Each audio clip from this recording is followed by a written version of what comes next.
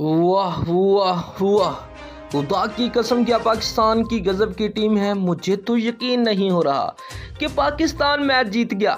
हारिस रऊफ का 19वां ओवर जिस तरह किया गया, पूरी दुनिया ने देखा।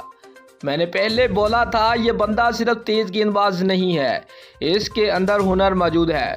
आमर नहीं तो क्या हुआ, हारिस तो है ना। अब इंडियन टीम को वर्ल्ड कप में पाकिस्तान की वो पहले जैसी टीम नहीं मिलेगी। रोहित को तैयारी के साथ जाना होगा, क्योंकि उनके सामने हारिस रऊफ और शहंशाह जैसे तेज गेंदबाज होंगे, जिनको खेलना कोई आसान काम नहीं होगा। पहले हम मोहम्मद आमिर से डरते थे, अब तो पाकिस्तान की टीम में हर कोई आमिर लग रहा है। भाई, क्या कमाल का पाकिस्तान ने मैच जीता है, तारीफ करनी होगी पाकिस्तान गेंदबाजों की। क्या इंडिया इस तरह की बॉलिंग कर सकता है?